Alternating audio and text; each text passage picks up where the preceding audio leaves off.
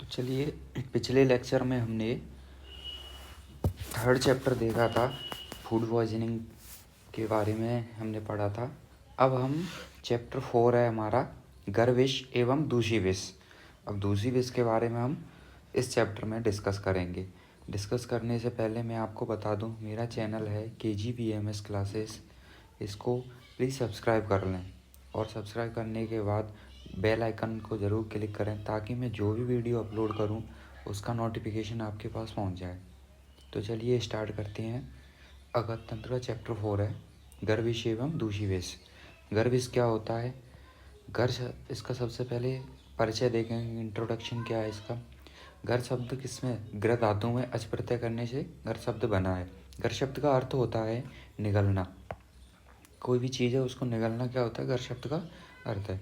परिभाषा क्या है गर की कि स्थावर और जांगम विषयों के अतिरिक्त एक संयोजक विष होता है, उसे गर विष कहते हैं, है ना। स्थावर और जांगम विष तो होते ही हैं, है ना। वेजिटेबल्स और एनिमल्स विष तो पाए ही जाते हैं, उसके बाद भी एक कॉम्बिनेशन बनता है एक विष का, उसको गर विष कह देते हैं।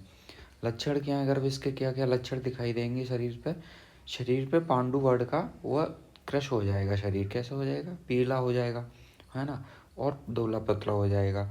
जठराग्नि मंद हो जाएगी, हृदय की धड़कन बढ़ जाएंगी, तो टैकीकार्डिया में चला जाएगा, और पेट फूलने लगता है ना, और सूजन आ जाती है। यकृत और पीलिया विकार हो जाते हैं, है ना। यकृत और पीलिया में स्प्लीन और लीवर में क्या हो जाएगी, ग्रोथ हो जाएगी, बढ़ जाएंगी, वृद्धि हो जाती है। उदर रोग हो जाएंगे, है ना, एब्डोमिनल जितने भी डिसऑर्डर्स हैं वो हो जाते हैं। काश श्वास ज्वर से पीड़ित हो जाता है।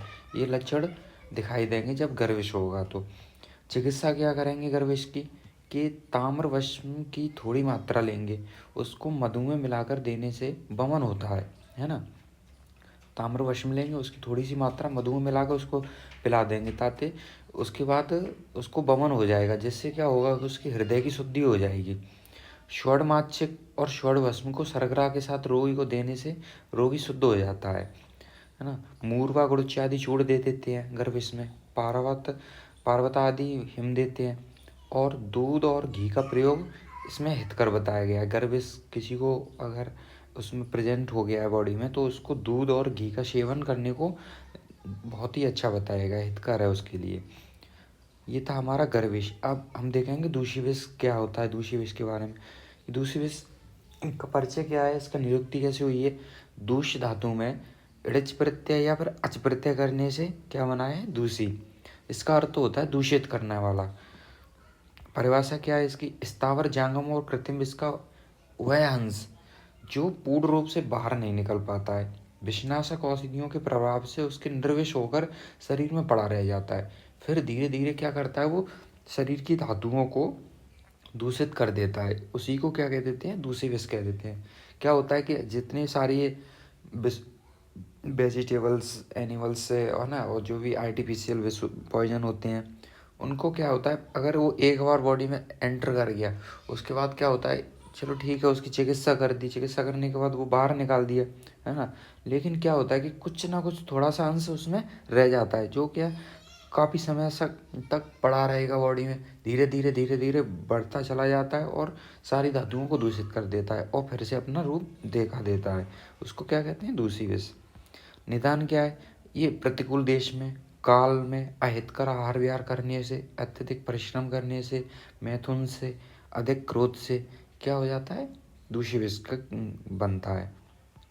अब पूर्व रूप क्या है, अति निद्रा आना, जरम्बा, पर्व भेदन, है ना, और अंगमर्द और क्रूरता, है ना। ये सारी चीज़ें तुम्हें उससे पहले दूषी विष के होने से पहले तुम्हें आ जाएंगी। जैसे ही वो एंटर करेगा, वो अपना रोल दिखाना स्टार्ट करेगा, तो ये सारी चीज़ें दिखाई देने लगती हैं। लक्षण क्या है इसका, शरीर पर चकत्ते या पीड़िकाएँ हो जाती हैं, है ना। कुष्ठ रोग हो जाता है, स्किन डिसीज हो जाती है, और मद रोग हो जाता है, स्ट्रेस में चला जाता है, अतिसार, डायरिया, है ना, ज्वर, फीवर, है ना, अजीर्ण, इंडाइजेशन हो जाता है, बमन होने, वॉमिटिंग होती है। ये सारी क्या है, उसके दूसरे इसके लक्षण हैं। अब चिकित्सा क्या करेंगे इसमें, स्नेहन, उसके बाद स्वेदन, फिर बमन और विरेचन करा देते हैं, जिससे सारी चीज़ें शुद्ध हो जाती हैं। तुत्व भस्म और गंधक रसायन को इसमें बहुत ही लाभदायक होती है और फिर गतपान करा देते हैं। अब इसके उपद्रव क्या है, कॉम्प्लिकेशन क्या दिखाई देते हैं, क्या आते हैं इसके?